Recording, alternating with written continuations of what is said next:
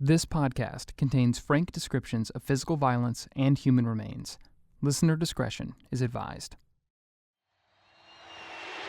3 out of 24. 2, 1. Summer 1993. Michael Jordan, the greatest basketball player of all time, is on top of the world. 3 straight NBA championships. What if my face wasn't on TV every other second? He's a weird kid. He brought the Bulls back to life. He's pretty cool. He puts on a show. But soon, Michael's success is clouded by tragedy. That a body located in Venticeville, South Carolina, has been positively identified as the body of Mr. James Jordan. Michael's father, James Jordan, found shot to death, his body decaying in a swamp. An autopsy revealed Jordan had been shot once in the chest. We were able to arrest Larry, Martin, 18-year-old Larry Demery and 18-year-old Daniel Green with first-degree murder. 2 young men in North Carolina are arrested, tried, convicted. Daniel Green thought he'd walk out of the Robeson County Courthouse a free man. Instead, he now faces the death penalty for killing the father of one of the most famous athletes of all time. And James Jordan wasn't just Michael's dad. He was one of the architects behind the icon. He was Michael's first fan. He stoked his son's competitiveness, fed his desire for greatness. I'm lucky to be here. I'm lucky to be a part of it. You ever think of that? I'm lucky to be a part of what he is, what he stands for, and what he's doing right now. And now, James was gone. His death had far-reaching consequences for Michael. I'm very solid with my decision of not to play the game of basketball in the NBA. And fed into the reputation of a rural Southern community known for violence. The minorities here cannot get justice through the legal systems, through the law enforcement agencies. It left behind questions that have remained unanswered for nearly 3 decades. Where did that bullet hole come from? Tell me why Mr. Jordan got hurt. Is it possible for a man to be shot in his car and authorities not find any blood? And you're badly mistaken about a lot of other things in this case, aren't you? Our ballistics expert says it couldn't have happened as described. Why did the family wait so long before reporting his disappearance? My name is Amanda Lamb, and I've been covering crime for WRAL-TV in North Carolina for 27 years. And for more than a decade, I've been in contact with Daniel Green, the man convicted of killing James Jordan, and he says he didn't do it. I ask you this question every time we talk because I think sometimes it's the question that's the easiest to not ask. Did you kill James Jordan? No. I know that if this was not Michael Jordan's fault, I wouldn't be in prison.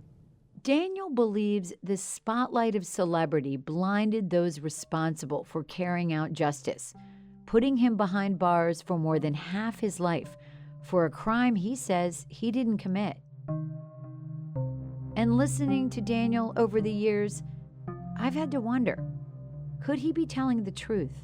Could everyone from the courts to the media to the public have gotten this story so wrong for so many years?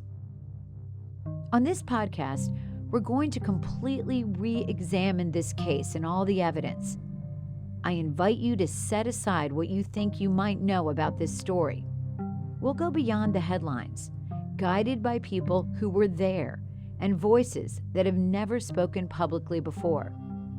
And I'll warn you, the story is complex. It's full of contradictions. But throughout my career as a journalist, I've been guided by a straightforward principle. The truth makes sense. Through all the controversy and conspiracy that has clouded this case for decades, there is a path grounded in fact that will lead us from murky swamps to Chicago skyscrapers, from isolated interrogation rooms to open courtrooms, where all the world is watching.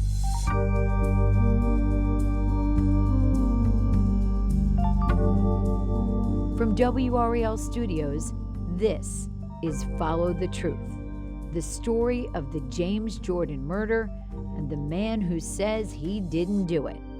I'm Amanda Lamb.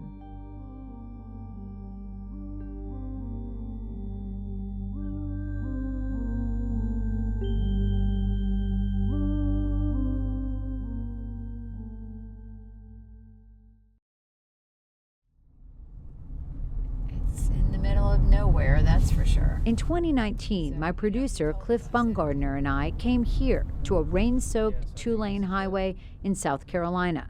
The North Carolina state line is just 100 yards away. We're standing on P Bridge. Flowing beneath it are the black waters of a creek the locals call Gum Swamp. It's pretty overgrown now. I think the path where they originally would go in to fish has been overgrown now. And you've heard stories, I've heard stories about feral dogs under the bridge and snakes and everything else. So I'm not sure it's a popular fishing spot anymore. We're here because of what happened at this spot in August of 1993. That's when a fisherman discovered a body in the woods on the edge of the swamp, not far from where we're now standing. It was right back there. You can even see it now from here. Yep. It was right back in that. So see where that branch is sticking? See where that tree is sticking out? It's right over there. So it didn't go far at all. No, it didn't. It didn't go far, which is crazy when you think about how many days it was before he was found. A gentleman by the name of Hal Locklear was going fishing in an area called the Gum Swamp. This is Johnson Britt. He's the district attorney who prosecuted Daniel Green. And he was just looking around, and he saw what appeared to be a body that was hung up on some limbs or on some roots of a tree. I don't think at first he realized exactly what it was. Half out of the water and draped over a stump. Yeah, he was more or less on the log. In some sort of way with his legs. I've seen a picture of what Hal saw that day. It's frankly pretty horrible to look at. It's shot through the woods, looking back across this inky black water. A tree limb sticks out of the swamp, and on it, there's this large, well, let's just call it a shape. It has clothes, you can see that much, but otherwise, it's hardly recognizable as a person. He then examined further, realized it was a body of what appeared to be an African-American gentleman. Hal calls the cops. They remove the body from the swamp, but there's no way to identify who it is. If the person had any ID when they died, it's gone now. And worse, the body has decomposed to the point where identification is almost impossible. They transfer the body to a hospital in Newberry, South Carolina, where a doctor named Joel Sexton performs an autopsy. Sexton describes the body as that of a, quote, approximately 6 foot, 170 to 195 pound black male who is bloated due to decomposition, and that he had sustained a, quote, fatal penetrating .38 caliber gunshot wound to the right chest. The striking part about the autopsy was the extensive dental work that the person had had. So the jaws were literally removed for purposes of later trying to identify who this person was, as well as the hands were removed to preserve the fingerprints. As for the body itself, the coroner in Marlborough County doesn't have a way to preserve it, so they cremate the remains. You heard that right. The body is almost immediately cremated. No one seems to think it's a very important case, and the clothing, which was removed before the autopsy, frankly, it smells so bad. They decide they can't keep it around. So, and I still haven't gotten a good explanation for why they did this, but the clothes are put into a bag and buried in the ground behind a warehouse. So at this point, the cops don't have anything else to work with. The body is a John Doe, and as far as how he wound up in the swamp, that's an open question.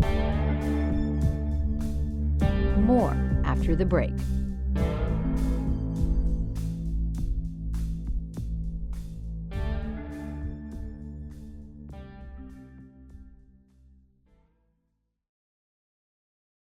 On August 5th, a day after the autopsy on the John Doe in South Carolina, authorities more than 60 miles away get a tip about an abandoned car found in the woods near Fayetteville, North Carolina. And it's not just any car, but a shiny red Lexus SC400 with gold trim. At the time, it was worth close to $50,000. That's like $90,000 today. Again, District Attorney Johnson Britt. A highway patrolman actually had gotten some information that there was this car parked out in the woods Wheels were off. It had been vandalized, and he saw that the car was bought at a dealership, Lexus dealership in Chicago, and that it was sold to Michael Jordan. Remember, this was 1993. I've heard it said back then in the archaic pre-internet, pre-social media celebrity days, if anyone can remember that, to be truly famous, you either had to be a serial killer, a movie star, a big-name politician, or a top athlete. And Michael Jordan, well, he was the kind of famous that even famous people think is impressive. If I could be like Mike, I wanna be like Mike. If I could be like Mike. He was everywhere, from Nike commercials. Hey, Jordan, and Air Jordan. What'd you expect? Elmer Fudd? To the Wheaties box. Only months before, he'd led the Chicago Bulls to yet another championship victory, their third in a row. And now, here's a car with his name attached to it, left to rot in the woods in rural North Carolina. This place is Michael Jordan country, less than 2 hours from UNC Chapel Hill, where he rose to stardom playing ball for the Tar Heels. Goes back to Michael Jordan, jumper from out on the left, good! 35! The Tar Heels are going to win the national championship! And right here, this quiet moment in the woods near Fayetteville is key, because it's the first time Michael's name appears in this case. And that changes everything. And it's why we're still talking about it today. Because suddenly, it's not just any car. It's Michael Jordan's car.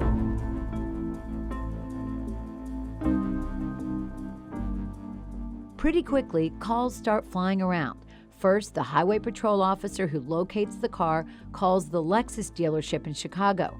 The dealership refuses to give them Michael Jordan's contact information, and instead, they call Michael's personal security team to notify them of what's going on. Authorities say the car was discovered by a passerby. It had been stripped, the speakers taken out, the windows smashed, and all 4 wheels were gone. Just yesterday, authorities say they discovered the vehicle belonged to Michael Jordan's dad. Michael Jordan's dad, James Jordan. And James?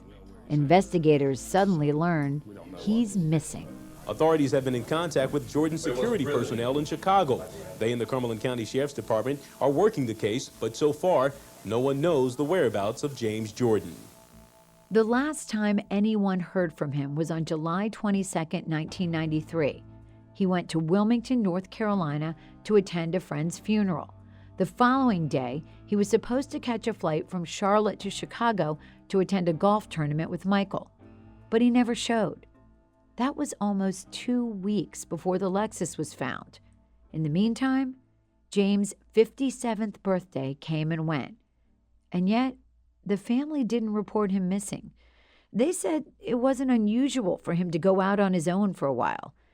And if that seems strange, don't worry. We'll come back to this down the road. For now, I want to stay on the trail with investigators because it's here District Attorney Johnson Britt says the cops started piecing together Jordan's movements. One of the things that ultimately became very important evidence in the case was they accessed his phone records. The Lexus was equipped with something pretty new at the time, a car phone. For those of you too young to remember, this was a precursor to the cell phone. This phone was actually mounted in the Lexus. So when the authorities pull the phone records, they can see who James was calling in the days before his disappearance. At first, they see calls to places they would expect. Wilmington, where he'd been that day, Charlotte, where he lived, and Chicago, where Michael lived. And suddenly the phone calls started changing. Roland, North Carolina, Pembroke, North Carolina, Lumberton, North Carolina, and he had no connections here. So the issue became who was making these phone calls. Within days, James Jordan's face is all over the news. He's officially a missing person. Investigators in Cumberland County have been swamped with calls and clues since the story broke this afternoon. A lot of agencies calling in now with information of bodies and stuff that have been found in different areas that's unidentified, and we're trying to run the leads, and hopefully they're not Mr. Jordan, but we got to run every lead out we get. Within hours of the news breaking that Michael Jordan's dad is missing, the cops get one very important call. Dr. Sexton, who did the autopsy, sees the newspaper article, sees the news, and realizes this may be connected. And so he contacts him and says, I did an autopsy on an unidentified black man that was pulled from the gum swamp in Marlborough County, South Carolina. I have his hands, I have his jaws. Authorities go to South Carolina to investigate the remains of this John Doe. They send someone to dig up the clothes that were inexplicably buried out behind a warehouse, because now it's all evidence in a murder case. The identification is made pretty quickly. James Jordan's dentist is able to compare his dental records with the jaw preserved by the coroner in South Carolina. They also take fingerprints from the hands that were saved. They're both a match. Today it is with regret that I advise you that a body located in Bennettsville, South Carolina has been positively identified as the body of Mr. James Jordan. The body was originally found... After James's death is announced, the public is heartbroken. You expect that whenever a celebrity dies, a lot of sympathy, support for the family, even more so when it's a murder. But this was something else altogether. Because it wasn't just James the public grieved for. It was Michael. He became the focal point for all the attention and sadness. For days, people gathered at the gates to Michael's home. They left flowers, cards, balloons. A spokesman for the Jordan Foundation appeared at the front gate with a typed written statement from Michael. It reads in part, quote, "We ask that our friends respect our needs for privacy while we mourn the loss of the head of our family." This is not just a typical crime. This is Michael Jordan's father, the beloved Michael Jordan's father. Deborah Morgan is an anchor and reporter for WRAL-TV. She covered the story at the time. Not only because people around here love Michael Jordan, but they felt his pain as a son and knew how close that he was with his father. So definitely, I think that there was kind of a more intense anger about this crime than there were other stories that I had covered. Everyone I talked to about the public response stressed the same thing. What was so shocking about this story wasn't just the murder, which was horrible enough on its own, but that it had unfolded on the biggest stage imaginable, the national stage, where all the grisly details were revealed. So not only did Michael and his family have to grieve their loss, but they had to do so publicly, with cameras pointed at them and people digging for details, asking about James's past, Michael's future. It wasn't just a private loss. It was a public death.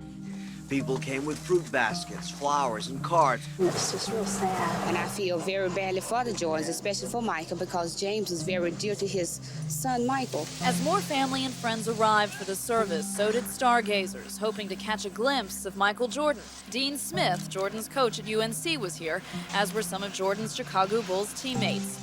But pretty quickly, that public mourning became rage. Now, hope of finding the elder Jordan alive has turned into a burning desire to find his killer. And as for whoever killed James Jordan, man, they didn't stand a chance. The investigation then was, who is this fella? Identify this body. And once you get that done, then you start working the murder investigation. That's going to be the next phase.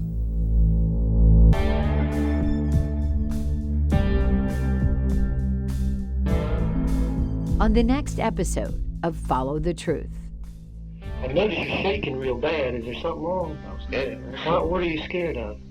Being ahead? Don't be scared. I mean, you don't have anything to be scared of. The pressure to find a killer. Now, if you want to tell us the truth, you need to start now. I mean, I don't told y'all. No. You told us enough to get yourself in trouble, Daniel. And the way investigators work is they work off the lies, just like they work off the truth. You're giving me more ammunition to hurt you than you are to help. Follow the show on Apple Podcasts, Spotify, Stitcher, or wherever you listen. Follow the Truth is written by me, Amanda Lamb, and Cliff Baumgardner. Cliff also produces the show. Shelley Leslie is our executive producer. The show is edited and mixed by Wilson Sayre.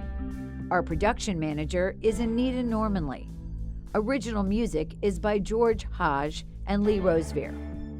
Audio repair help by Isaac Rodriguez. Additional reporting by Clay Johnson, Jay Jennings, and the many other WRAL-TV journalists whose coverage you hear throughout this story.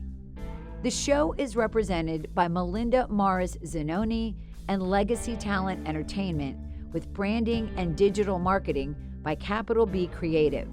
Special thanks to Dave Beesing. This episode uses additional audio from the following organizations: the National Basketball Association, NBC5 Chicago, the National Collegiate Athletic Association, Gatorade, and Nike. Thanks for listening. Leave a comment and share this video with your friends. With daily uploads, there will always be a conversation.